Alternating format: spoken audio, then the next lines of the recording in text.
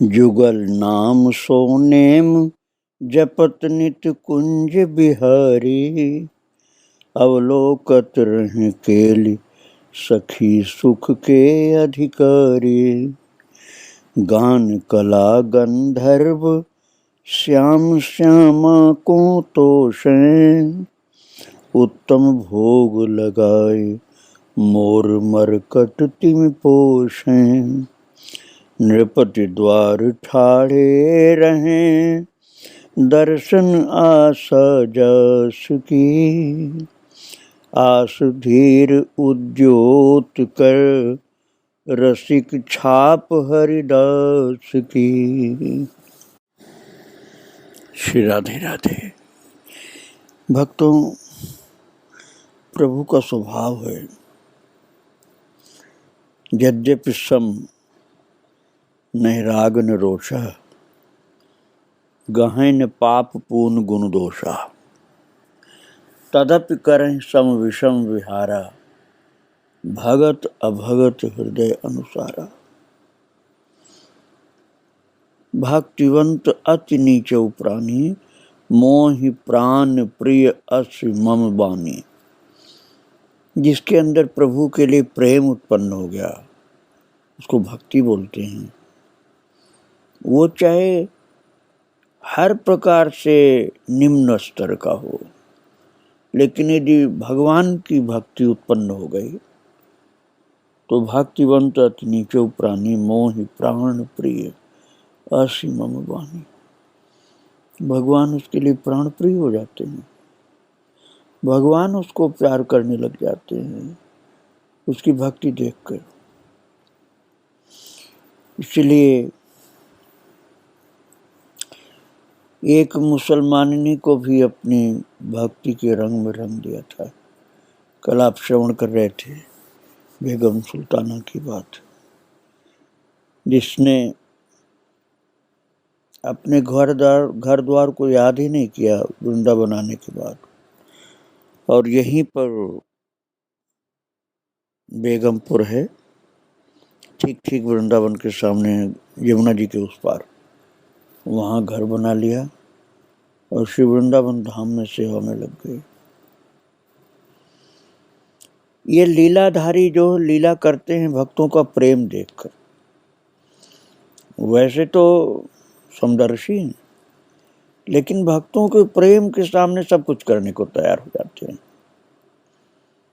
एक ऐसी घटना मैं आपको सुनाने जा रहा हूँ आप आज।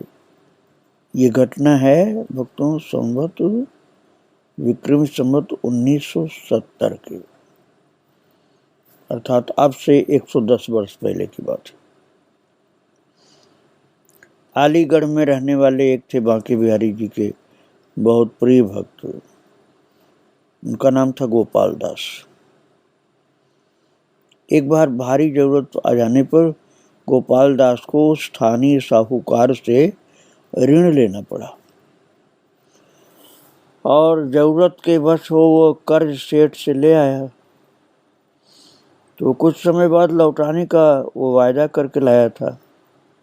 तो लिए गए कर्जे से उन्होंने अपना कार्य तो निपटा लिया, चिल्टा दिया सब कार्य। थोड़े समय बाद जब गोपाल दास पर रुपयों का इंतजाम हो पाया तो वो सेठ जी के यहाँ ऋण लौटाने गए और ब्याज सहित साहूकार के घर उन्होंने दे दिया धन। और बोले लाला ये आपका रुपया है, आप ले लो और बही में जमा कर दो। तो सेठ जी ने ब्याज सहित धनराशि गिन करके ले ली और गोपाल जी से बोले कि अब आप निश्चिंत होकर घर जाएं, मैंने रुपए बही में जमा कर दिए हैं। मैं ईमान से कहता हूँ कि आपने मेरी पूरी रकम वापस कर दी है, अब आपको रसीद तक लेने की आवश्यकता नहीं है। भक्त सीधा सरल होता है भक्त, तो भक्त के अंदर चालाकी चतुराई नहीं होती है, बहुत सीधा बड़ा सरल होता है। इसलिए उन्होंने नहीं कहा कि नहीं मुझे तो रसीद आप दे ही दो। उन्होंने सोचा जब सेठ जी कह रहे हैं साहूकार जी कि रसीद की आवश्यकता नहीं है, मैंने बही में जमा कर दिया है, इसको लिख लिया है, क्या करोगे रसीद, अब तो बही मैंने जमा कर ही दिया। तो उन्होंने समझा कि फिर तो कोई बात ही नहीं। गोपाल दास जी अपने घर चले गए और मन में मान लिया कि हम तो ऋण हो गए, ऋण मुक्त हो गए, इसलिए सुख की सांस ली और शेष जीवन को बांके बिहारी के चरणों में समर्पित करते हुए भक्ति में डूब गए। कृष्ण भक्त थे सच्चे वो। और साहूकार जो था भक्तों, वो भक्त नहीं था, वो तो केवल धन का लोभी था। इसलिए उसके मन में लालच आ गई, बेईमानी आ गई और गोपाल दास जी के पैतृक मकान को हड़पने की नियत से उसने अदालत में नालिश कर दी। भक्तों, उस जमाने में बैंक की व्यवस्था नहीं थी, तो ऐसे साहूकार लोगों से कर्ज लोग लेते थे ब्याज पर। तो उसने अदालत में नालिश कर दी कि ये गोपाल दास नाम का व्यक्ति जो है, इसने मेरा कर्ज नहीं लौटाया। और महाराज जब सम्मन जारी हुआ अदालत से तो उसके घर आया। अब सोचने लगा कि अरे मैं तो पैसा दे चुका हूँ, ये सेठ ने क्या किया मेरे ऊपर। तो उसने कुंज बिहारी अर्थात बांके बिहारी को याद किया, प्रभु मैंने तो जितना लिया था पैसा ब्याज सहित वापस कर दिया, अब ये क्या हो रहा है, संकट कहाँ का आया मेरे ऊपर, मैं तो आपका हूँ प्रभु। हे बांके बिहारी, अब लाज तिहारे हाथ है, मैं तो आपका हूँ प्रभु, मैंने तो बेईमानी नहीं की, सेठ बेईमानी कर रहा है। और सेठ के दुराग्रह से दुखित गोपाल जी निरंतर प्रभु चिंतन करते हुए इस कष्ट से मुक्ति पाने के लिए प्रार्थना करने लगे। और जो तारीख मुकर्रर थी अर्थात निश्चित थी, उस दिन वो अदालत में पहुंच गया और वहाँ पर आवाज लगाई गई तो वो तो वहाँ पर मौजूद था भैया भक्त। हाकिम महोदय ने सुनवाई करते हुए पूछा, बतलाओ गोपाल दास, आपने जो कर्जा इन सेठ जी से लिया था वो लौटाया या नहीं। तो गोपाल दास बड़े दीन भाव से बोलने लगे, सरकार मैंने इन सेठ जी से कर्जा लिया तो था, पर शीघ्र ही ब्याज सहित कौड़ी कौड़ी चुकता कर दिया, अब मेरे ऊपर इनकी एक पाई भी बाकी नहीं है। फिर न जाने क्यों सेठ जी ने दावा कर दिया। ये बयान सुनकर के हाकिम ने पूछा कि आपने जब रुपया लिया था तो उसको टाइम से जमा भी कर दिया ब्याज सहित, तो क्या उस समय कोई मौजूद था जो आपकी गवाही दे सके। आपके पास रसीद तो है नहीं, तो कोई गवाही दे सके ऐसा कोई था वहां पर। तो गोपाल जी बोले, प्रभु सरकार गवाही तो मेरी एकमात्र श्री बांके बिहारी है और दूसरा कोई नहीं। कर्जा मैं ब्याज के मैंने दे दिया और बांके बिहारी मेरे गवाह, दूसरा कोई नहीं।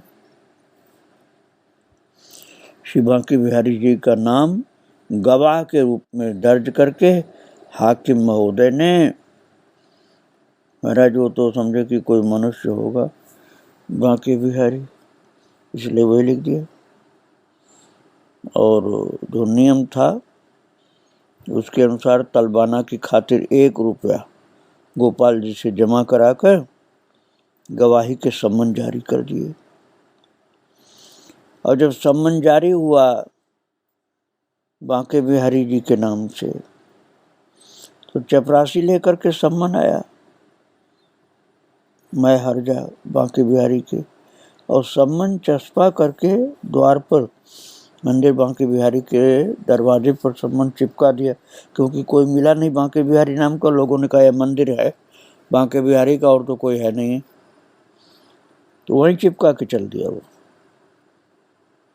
और हर्जे का रुपया गोलक में डाला और चल दिया। फिर श्री बिहारी जी मंदिर पहुंच करके कचहरी के चपरासी ने पहले तो पूछताछ किया था, तो वो तो समझ गया कि बांके बिहारी नाम का मनुष्य नहीं है, ये स्वयं ठाकुर जी हैं, भगवान हैं। तो उसके आश्चर्य की सीमा नहीं रही। लेकिन सरकारी आदेश था, इसलिए सम्मन तो वहाँ देना था, तो किसको दे, तो वो चिपका दिया था। और गोलक में डाल करके हर्जे को रुपया जमा करना होता था, उसको डालकर गोस्वामियों की गवाही करा ली। उधर मुकदमे में क्या होगा, इस फिक्र ने गोपाल दास जी की नींद हराम कर दी। वो हर समय भगवान से प्रार्थना करता रहता है, प्रभु मैंने तो बेईमानी नहीं किया है, आप ही मेरे गवाह हो, और कैसे भी हो प्रभु इस मिथ्या आरोप से छुटकारा दिलवा दीजिए मुझको। और भक्तों, इस तरह ये लीला आगे क्या होती मैं बताता हूँ आपको। इस लीला का वर्णन है भक्तों, वो वर्णन मैं आपको सुना रहा हूँ। इस तरह समय कुछ बीत गया, तारीख मुकर्रर थी आई, अति शीघ्र अदालत में जाकर वो बैठ गए थे शिरनाई। आवाज लगी पहुँचे अंदर, आवाज लगी पहुँचे अंदर, हो गए खड़े आगे आए। हाकिम ने पूछा दिखलाओ, है कहाँ गवाह जो बतलाई। हाकिम पूछ रहा है कि जो गवाह की तुमने बताया था बांके बिहारी, वो कहाँ है तुम्हारा। तो अदालत के दरवाजे पर 2-3 बार आवाज लगी कि गवाह बांके बिहारी हाजिर हो। तो जब तीसरी बार आवाज लगाई गई तो महाराज एक वृद्ध का वेश बना करके ठाकुर जी कचहरी के अंदर आए। अद्भुत था वो रूप।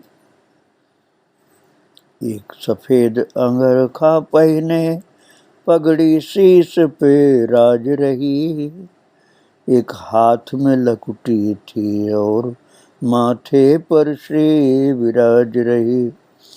सब लोग चकित हो गए देख ये सुंदर वेश बिहारी का, रह गई कचहरी दंग हुआ जिस वक्त बयान बिहारी का। हाकिम महोदय ने बिहारी जी से पूछा, बतलाइए क्या गोपाल जी ने कर्जा लिया हुआ रुपया ब्याज के सहित लौटा दिया था। महाराज ठाकुर जी बोल रहे हैं, जी सरकार, गोपाल दास ने पूरा ऋण ब्याज सहित सेठ को चुकता कर दियो। इतना सुनते ही साहूकार बिफर उठा, अजी सरकार सरासर झूठ करते हैं, सरासर झूठ करते हैं। यदि गोपाल ने मेरा कर्जा चुकता किया होता तो क्या किसी बही खाते में जमा नहीं लिखा जाता। और फिर बोला, बंदा परवर मुझे कुछ हर्ज नहीं है, आप स्वयं ही देख लें, मेरे सभी कागजात इजलास में हुजूर हाजिर हैं। और हाकिम ने सब देखा। फिर बिहारी जी से कहा, कहिए श्रीमन, क्या आप भी कोई पक्का सबूत बतला सकते हैं। हाकिम के सामने ठाकुर जी खड़े थे, सफेद अंगरखा पहने हुए, सिर पर पगड़ी थी, हाथ में एक लकुटी थी और ललाट पर चंदन था। एक अद्भुत आकर्षण था। और हाकिम कह रहा है, आपके पास भी कोई सबूत है क्या कि गोपाल ने पैसा वापस कर दिया ब्याज सहित? हाकिम ने कहा कि यदि आपके पास कोई सबूत हो गवाह जी, तो आप अपनी बात सिद्ध करिए। तो महाराज जो रूप धारण करके आए थे ना बांके बिहारी, तो मुस्कुरा करके बोले, जा देखो खोल किवाड़ों को, एक बही धरी अलमारी में, पन्ना 64 में जमा किया सब रुपया इस व्यापारी ने। है जर्द रंग की वह बही पुरानी, जिसमें सब ब्यौरेवार लिखा, इसलिए छिपा रखी इसने, है उसमें सारा हाल लिखा। क्या अद्भुत लीला किया था ठाकुर जी ने। उस गरीब भक्त गोपाल दास के लिए प्रभु बांके बिहारी गवाह बन करके अदालत में खड़े हैं। हाकिम पूछ रहा है, अपना प्रमाण दीजिए आप कि आपकी बात सत्य है। तो भगवान ने कहा कि जा करके इनके अलमारी को खोल करके कोई देखे आपका आदमी, आप खुद जाइए। वहां उस अलमारी में वही एक रखी जिसके पेज नंबर 64 पर रुपया जमा लिखा है इस व्यापारी ने। जर्द रंग की पुरानी बही है, ब्यौरेवार सब लिखा है, इसलिए बही इसने छिपा रखी है क्योंकि उसमें सारा हाल लिखा हुआ है। और भक्त वत्सल श्री बांके बिहारी जी अपना बयान पूरा सुनाने के बाद अंतर्धान हो गए और अचंभित अदालत तुरंत उनके द्वारा बताए निशान के आधार पर साहूकार के घर पहुंची। हाकिम भी साथ में और कर्मचारी अधिकारी और भी। वहां बिल्कुल वही प्रमाण मिले जो ठाकुर जी ने बतलाए थे। तो बही भी मिल गई और पन्ना 64 में खोल करके हाकिम ने देखा। हाकिम महोदय सेठ पर बिगड़ गए, उसका दावा खारिज करते हुए जुर्माना कर दिया। अदालत के हर्जे खर्चे की एवज में अपने ऊपर हुए जुर्माने की भरपाई करने में सेठ ने विलंब नहीं किया। समझ गए एक सजा हो जाएगी अभी। इसलिए भक्त गोपाल दास सपरिवार भगवान के गुणानुवाद करता हुआ हंसी खुशी घर पहुंचा। अब भक्तों, गोपाल दास भक्त तो संकट से मुक्त हो गया। इस मुकदमे को निपटाने में हाकिम के मन में ज्ञान हुआ कि अरे मेरे बड़े धन्य भाग्य हैं जो मेरे समक्ष श्री बिहारी जी का बयान हुआ। और अपने को धिक्कारने लगा हाकिम, हे नाथ, मैंने आपकी बड़ी अवज्ञा की, मेरी अक्ल मारी गई। भला आपको इतनी तकलीफ उठाने की क्या पड़ी थी? सबसे बड़ा दुख इस बात का है प्रभु कि मैं कुर्सी पर बैठा रहा हाकिम बन के और आप मेरे सम्मुख खड़े थे। मैं आपको कोई कुर्सी भी नहीं दिया बैठने के लिए। इस भारी दुख में मैं अतिशय पीड़ित हो गया हूँ क्योंकि आपकी इज्जत मैंने नहीं किया, आपको खड़ा रखा गवाह के रूप में। आपने तो बहुत कृपा की, मुझे दर्शन दिया। आपके बयानों को सुन करके मेरा जीवन धन्य हो गया। और हाकिम ने कहा, प्रभु अब मुझे कोई नौकरी नहीं करनी, मेरा जीवन सफल हो गया। अदालत में आपने आकर के मुझे दर्शन दिया, कृतार्थ किया मुझे। हो गई नौकरी सब मेरी, अब रही नहीं दरकार मुझे, दुनिया से है वैराग्य हुआ, चाहिए सच्ची सरकार मुझे। है धन्य पुरुष वो ही जग में, जिन पर बिहारी जी दयालु हुए, हो गया सफल उनका जीवन, दुनिया में वो खुशहाल हुए। और भक्तों, ये घटना सच्ची है। और ये उसके बाद क्या घटना घटती है कि वो हाकिम महोदय ने नौकरी से त्याग पत्र दे दिया और वो वृंदावन धाम में आ गए थे। और वो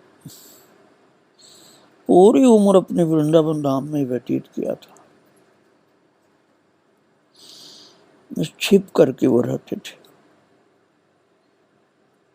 मंदिर के अंदर जल्दी नहीं जाते थे। कहते थे मैं अपराधी हूं, मैं कुर्सी पर बैठा रहा, ठाकुर जी खड़े रहे, अब मैं कैसे उनके सम्मुख जाऊं। दर्शन भी करते थे तो बहुत दूर से और रोते थे, चरणों में साष्टांग पड़ जाते थे।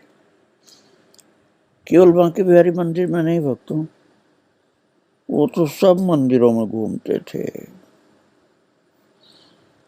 वृंदावन के हर मंदिरों में घूमते थे। अधिकतर तो दरवाजे पर बैठ जाते थे, वहां की भक्तों की चरण रज माथे में लगाते थे। वो कहते थे प्रभु मैं अपना मुंह दिखाने लायक नहीं हूं। बहुत ज्यादा जब उनको लोग जान गए तो लोग चरण रज लेना चाहते थे तो भागते थे, वो छिप करके कहीं समय व्यतीत कर देते थे।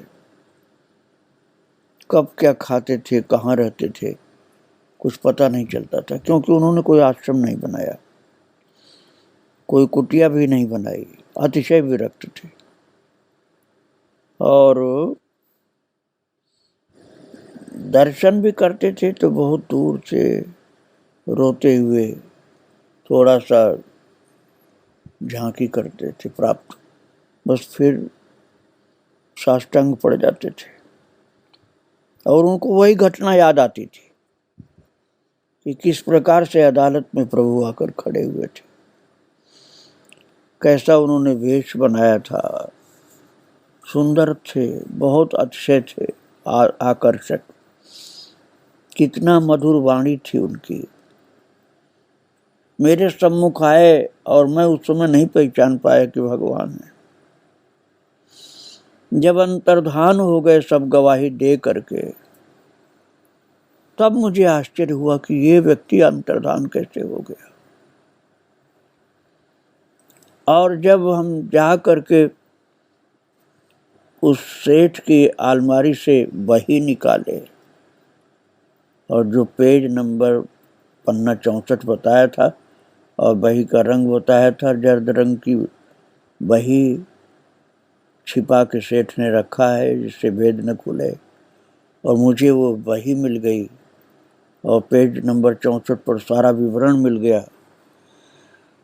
और तब मुझे पता चला कि गवाह फिर चला कहाँ गया, अंतर्धान क्यों हुआ। और इतना किसको याद हो सकता है कि अलमारी में कहाँ बही रखी है और पेज नंबर कौन सा है। तब मुझे पता चल पाया कि तो भगवान थे और सम्मुख खड़े खड़े अंतर्धान हो गए। अदालत में मेरे सम्मुख खड़े खड़े अंतर्धान हो गए और मैं पहले कुर्सी पर तना बैठा रहा, अपने को हाकिम अर्थात जज मान करके, और प्रभु सबके मालिक मेरे सम्मुख खड़े रहे और मैं उनको बार बार गवाह कह करके बोलता था कि अपनी बात सुनाओ। मैंने उनको प्रणाम तक नहीं किया, मैंने एक बार भी हाथ जोड़ के प्रणाम नहीं किया उनको बैठने के लिए कुर्सी भी नहीं दी, उनको जल तक नहीं पिलाया, उनको श्रद्धा से सिर नहीं झुकाया। मुझसे कितनी गलती हुई है। इन्हीं बातों को सोचते हुए वो हाकिम जो था, उस जमाने में हाकिम बोलते थे, अब जज बोला जाता है, वो तो बस वृंदावन के मंदिरों में दरवाजे पर ही साष्टांग करते थे वहीं से सिर झुका के प्रभु को प्रणाम कर लिया करते थे। तो सारा जीवन अतिशय प्रेम और वैराग्य में व्यतीत किया था भक्तों। और अब तो भगवान का होकर के जीवन व्यतीत करके भगवान के भक्तों की चरण रज को माथे में लगाकर भगवान का दर्शन करते करते श्री वृंदावन धाम में शरीर त्याग किया था और भगवत धाम को प्राप्त किया था। भगवत धाम को प्राप्त कर लिया। गोपाल दास भक्त के अनुग्रह पर, प्रभु की हुई लीला पर रीझ करके नौकरी त्याग करके प्रभु के लिए समर्पित कर दिया था हाकिम ने अपने को। और बांके बिहारी ने जो लीला की थी, गवाह की, उसी को याद करते करते, बांके बिहारी की छवि को याद करते करते शरीर त्याग कर भगवत धाम को प्राप्त किया था।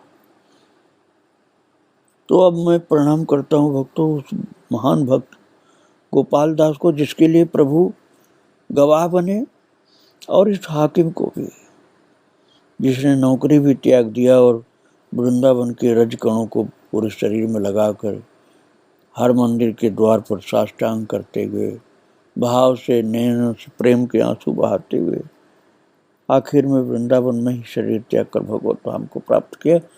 उस हाकिम को, गोपाल दास जी को और इन दोनों के आराध्य बांके बिहारी को प्रणाम करके आज यहीं विराम दे रहा हूँ। आगे का चरित्र आप फिर श्रवण करेंगे। श्री राधे राधे, जय श्री राधे।